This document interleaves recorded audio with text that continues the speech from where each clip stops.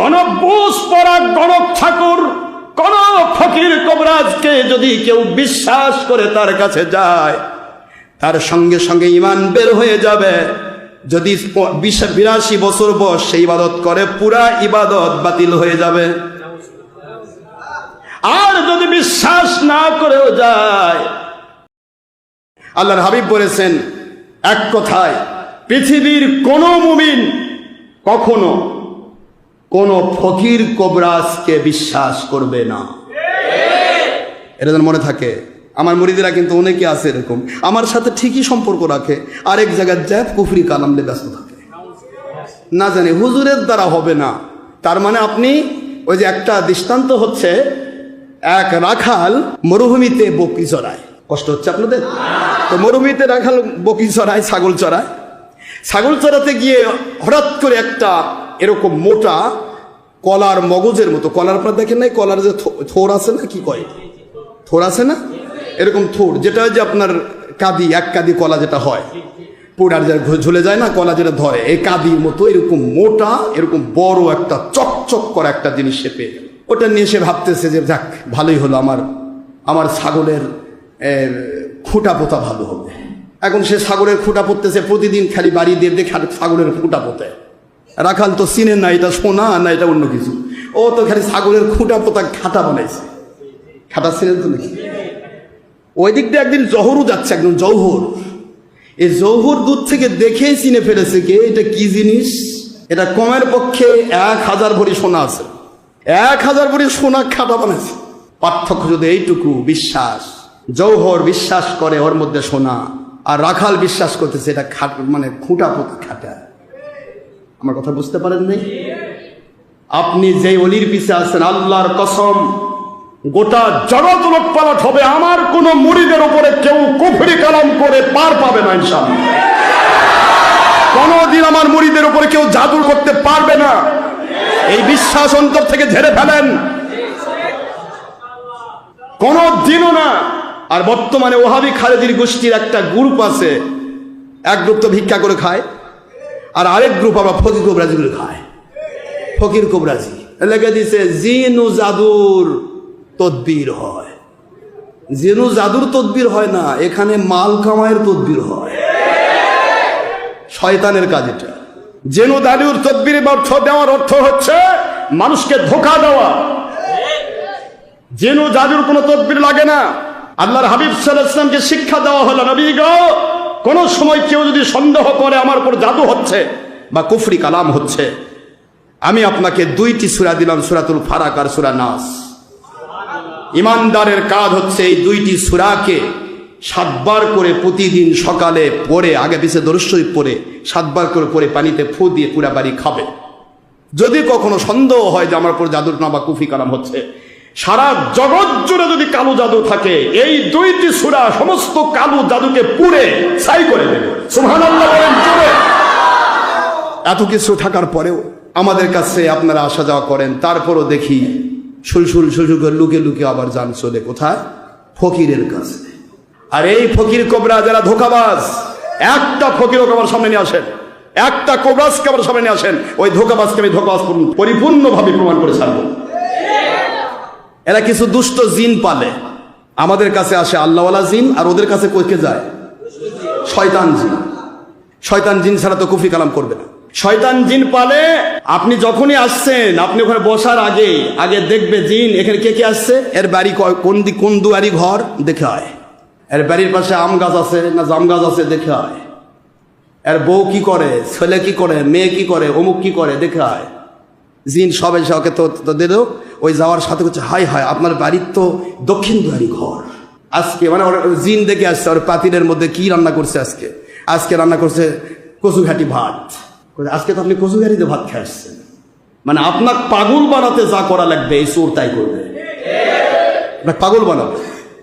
আপনাকে স্বাভাবিকভাবে কিছু তথ্য দিবে যেটা আপনি বুঝতে পারতেছেন, কি আপনি জানলো, তাহলে ও বোধ গায়েব জানে, এটা বিশ্বাস করে সে কাফের হবে। আপনি দক্ষিণ দুয়ারি ঘরও জানলো কি দিয়ে? আর প্রথমে আপনাকে বলবে এখানে আসলে বুঝ টুস ফ্রি, বুঝের কোনো টাকা দেওয়া লাগবে না। কি করা লাগবে? বুঝের টাকা দেওয়া, ও জানেই তো বুঝ করবে, আসলেই তো খবর হবে। আসার সাথে সাথে বলবো, হায় হায় আপনি বেঁচে আছেন কেমনে, আপনার অর্ধেক মেরে ফেল দিছে, আর বাকি অর্ধেকটা আছে, ওটা এখন আমি যদি তদবির করি তাহলে ভালো হবে। এখন কুকুরের লেজ, ডিমের খোসা, ইন্দুরের আটি, কথা কন না, বিভিন্ন কিছু নিয়ে আসে জোড়াতালি দিয়ে, আপনার অমুক গাছের টাঙ্গেন, অমুক গাছের টাঙ্গেন, এই করেন, এই তাবিজের দাম 55 টাকা 50 পয়সা, এই তাবিজের দাম 150 টাকা 82 পয়সা, মানে বিভিন্ন কিছু করে দেখেন আপনার বিল বানায় ফেলছে 2000 টাকা। বুঝ ফিরি, কথা বল কি ফিরি, এখন বুঝ তো ফিরি দিয়ে দিল, এখন আপনার ভিতরে তো সন্দেহ ঢুকিয়ে দিছে, আপনি অর্ধেক মরে গেছেন, আপনি বেঁচে আছেন কেমনে, আপনাকে তো শেষ করে দিছে। এই জালেমের জাতেরা এই কাজগুলি করে, আমার কথা বোঝেন নাই? আপনাকে হতাশায় ফেলবে। আপনি একটা রোগী, আপনাকে যদি বুঝ দেওয়া হয়, আমাদের মতো মানুষের কাছে আসলে, আপনি যদি আল্লাহর প্রতি বিশ্বাসী হন 100% আপনি সুস্থ হয়ে যাবেন। আর এই বেঈমানের কাছে গেলে বেঈমান অর্ধেকটা আপনাকে হতাশা ঢুকাই দিয়ে মেরে ফেলবে, অর্ধেক আপনি নাই, বাকি অর্ধেক এখন বাঁচতে চান কিনা, আপনি চিকিৎসা করবেন না, আপনার ব্যাপারে বুঝ দিয়ে দিয়েছে, বাড়ির যান। এখন বাড়িতে গিয়ে ওই সারাদিন ওটাই তপস্যা করতেছি, মরে গেছি অর্ধেক, কোথায় বোধহয় কি পুঁতে রাখছে, কোথায় বোধহয় কি করলো, এ পাগল, এখন আপনাকে পাগল বানাইব। এখন আপনি অবশ্যই পাগলের মতো দৌড়াবেন, আবার হুজুর আমাকে একটু চিকিৎসা দেন। এই চিকিৎসা দিল 21 দিন বা 45 দিন বা 41 দিন দিয়ে দিল, 41 দিনের ডোজ দিয়ে দিল, 2000 টাকা নিল, 100 দিনের মধ্যে 100 দিন পর ভালো হলো না, তখন কই যে আপনার তাবিজ মানে গরুর গোস্ত টোস্ত খাসলেন বোধ হয়, কথা মনে হয় আফসুদ্দের বাড়িতে গেছিলেন, আপনার তাবিজ তো নষ্ট হয়ে গেছে, আবার তাবিজ দেওয়া লাগবে, পরে আবার 5000। এখন আপনি তো তার কাছে ইনভলভ হয়ে গিয়েছেন, আপনার বিশ্বাসী ওই দিকে ঘুরে গেল।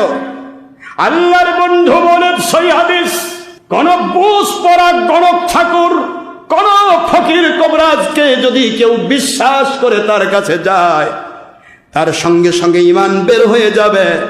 যদি 82 বছর বয়স সেই ইবাদত করে, পুরা ইবাদত বাতিল হয়ে যাবে। আর যদি বিশ্বাস না করেও যায়, 40 দিনের ইবাদত সাথে সাথে বাতিল হয়ে যাবে। নাউজুবিল্লাহ বলবেন না? আমাদের ভিতরে এই কাজগুলি আমরা অনেকেই করছি, কে কে করছেন নিজে জিজ্ঞাসা করেন। আপনার মুর্শিদ কিবলার কাছে আছে আল্লাহ আল্লাহ রসুলের সন্তুষ্টি, এটা হলো 1000 ভরি সোনার জিনিস হোক, আপনি খাটা বানাইছেন, বকরি খুঁটা পোতা খাটা, ঠিক আপনার বিশ্বাসকে আমি ঠিক শতধিক দেই, এমন নরবরে বিশ্বাস নিয়ে কখনো আল্লাহর সন্তুষ্টি পথে টিকে থাকা সম্ভব নয়, অসম্ভব। আপনার মুর্শিদের প্রতি যদি বিশ্বাস না থাকে, আপনি কখনোই সত্যের উপর টিকে মরতে পারবেন না, শেষ। আপনার বিশ্বাস অটুট থাকতে হবে। আনা ইনদা জন্নি আব্দি বি, আমার আল্লাহ পাক হাদিসে কুদসিতে বলেছেন, তুমি যেরকম বিশ্বাস করবে আমি আল্লাহ পাক সেরকমই তোমাকে মর্যাদা দান করব। ওলিদের কাছে যাতায়াত যে করবে সে ব্যক্তি সোনার মোহর পেয়ে গেছে, না বানায় বলতেছে। আল্লাহ রাব্বুল আলামিন বলেন, আমার জিবরাইল, সহিহ বুখারীর হাদিস, ইন্নী উহিব্বু ফুলানান, পৃথিবীর অমুক অমুক ব্যক্তিদেরকে আমি আল্লাহ ভালোবেসে ফেলেছি। এ জিবরাইল আলাইহিস সালাম, আমি আল্লাহ পাক যেহেতু ভালোবেসেছি, ফাহিবহু, আপনিও তাকে ভালোবাসা শুরু করুন। সকল lakh crore million billion trillion trillion রহমতের ফেরেশতার ওস্তাদ জিবরাইল আলাইহিস সালাম যাকে ভালোবাসলো, স্বয়ং আল্লাহ যাকে ভালোবাসলো, এবার আল্লাহ বলেন আযজির ফিস সামাওয়াতিল উলা, আসমানি জগতের লক্ষ কোটি কোটি কোটি অগণিত ফেরেশতার মধ্যে অর্ডার করে দেন, ইন্নাল্লাহা ইউহিব্বু ফুলানান, নিশ্চয় আল্লাহ পাক অমুক ব্যক্তিকে ভালোবেসে বেলায়েত দান করেছেন। ইন্নী উহিব্বুহু, আমি জিবরাইল তোমাদের লিডার, আমিও ভালোবেসেছি আল্লাহর হুকুমের জন্য। এবার তোমাদের উপর আল্লাহর হুকুম দেওয়া হয়েছে, ফাআহিব্বু, তোমরা সকলেই ওই ব্যক্তিকে ভালোবাসা শুরু করো। আল্লাহ বলেন, এবার হাদিসের ইবারত হজের ওই আয়াতের সাথে মিলান, আদ্দিন ফিন্নাস বিল হাজ, আর এখানে আসছে ওয়া আদ্দিন ফিস সামাইদ দুনিয়া, দুনিয়ার নিকটতম আসমানে গিয়ে জিবরাইল আজান দিয়ে দাও। এলকা করে দাও, ইয়া আহলাদ দুনিয়া, এ দুনিয়ার অমুক অমুক অমুক অমুক মানুষেরা যারা আল্লাহকে পেয়ে ধন্য হতে চাও, নবীকে পেয়ে ধন্য হতে চাও, বিপদ মুক্ত হতে চাও, রোগ ব্যাধি মুক্ত হতে চাও, জাদু টোনা থেকে মুক্ত হতে চাও, সকল কিছু থেকে মুক্ত হয়ে আল্লাহ এবং রাসূলের সন্তুষ্টি হাসিল করতে চাও, ইন্নাল্লাহ, নিশ্চয় আল্লাহ পাক, ইউহিব্বু ফুলানান, অমুক ব্যক্তিকে ভালোবেসে বেলায়েত বা রিসালাত দিয়েছে। নবী হলে রিসালাত, নবী না হলে ওলিয়া, ওলিয়া হলে বেলায়াত, বেলায়েত দান করেছেন। আমি জিবরাইলও ভালোবেসেছি, ওয়াল মালাইকাতু কুল্লুহুম, সকল রহমতের ফেরেশতারা ইউহিব্বুনাহু, ওই ব্যক্তিকে ভালোবাসে আল্লাহর হুকুম মানার জন্য। রে দুনিয়ার ভালো মানুষেরা যারা আল্লাহকে পেয়ে ধন্য হতে চাও, নবীকে পেয়ে ধন্য হতে চাও, হেদায়েতের মালা পরে নবী এবং ওলির সাথে জান্নাতের সাথী হতে চাও, তারা সকলে শোনো, ফাহিবুহু ফাহিবুহু, তোমরা সকলে ওই আল্লাহর ভালোবাসার মানুষটিকে ভালোবাসা শুরু করে দাও। এই আদেশটা যখন জিবরাইল আলাইহিস সালামের পক্ষ থেকে আল্লাহর আদেশ যখন দুনিয়ার মধ্যে এসে যায়, এই দুনিয়ার মানুষগুলোর বাড়িতে গিয়ে থামান লাগবে না, বের হন, আমরা মসজিদ থেকে আসছি, বের হন। বিকেলবেলা যা ডাকতেছে, বিকেলবেলা সবাই তো হাটে না হয় বাজারে গেছে, এখন বউ বের হয়ে, কি কোন হুজুর, আমরা তো মসজিদ থেকে আসছি। এই গুতাগুতি করে বেরান লাগবে না।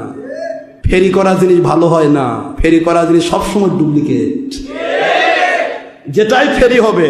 আসুন 20,000 টাকার জামদানি শাড়ি মাত্র 2,000 টাকায়, বুঝবেন যেটা জামদানি নয়, ওটার নাম আমদানি।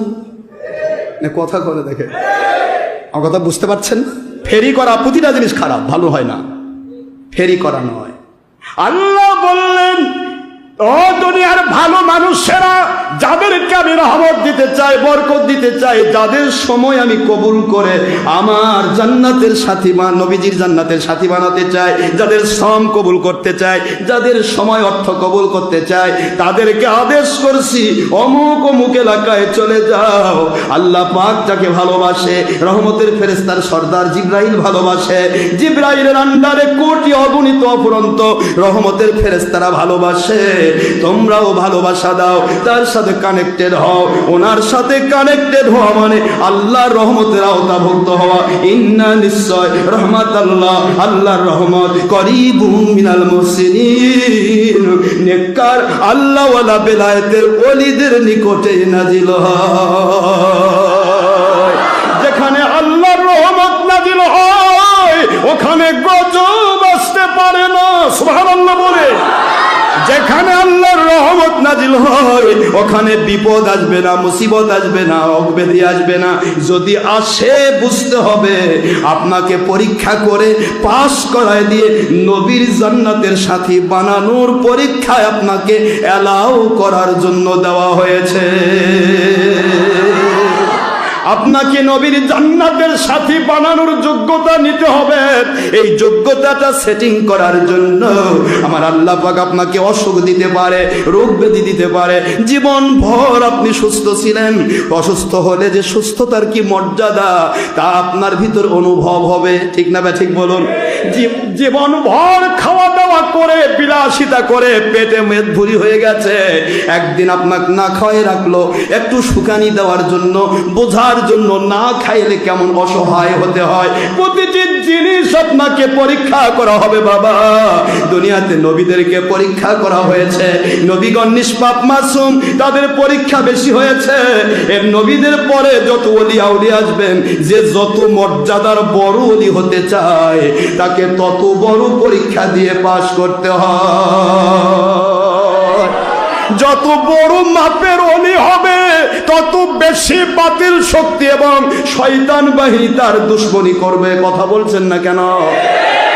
আর যেটা ওলি হবে না, ওলি সেজেছে, তার সাথে শয়তানও আসে যোগ দিয়ে কবে তুমি আর আমি তো একই, শুধু উপরে তোমার লেভেলটা ওলি, ভিতরে তুমি আর আমি এক। কাজে তোমার সাথে তোমার কোনো শত্রুতা নাই। ওর কাছে বাতিল 72 আসবে, ওর কাছে খারেজি আসবে, ওর কাছে ওহাবি আসবে। কথা কন না কেন? ওর পিছে ইয়াজিদ ঘুর ঘুর ঘুর ঘুর করবে।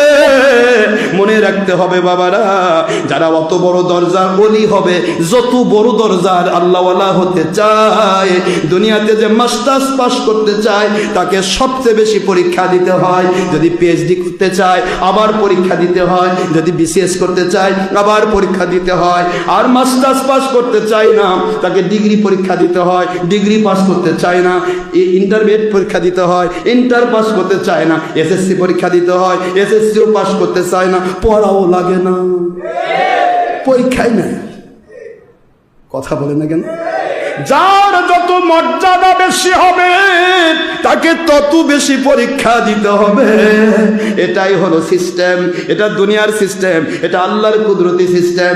এই দুনিয়াতে যে ওলিদেরকে যত বেশি পরীক্ষা করা হয়েছিল, আল্লাহ তাদেরকে দ্বারা তত লক্ষ তত কোটি মানুষের ভিতরে হেদায়েতের বাতি জ্বালিয়ে দিয়েছে।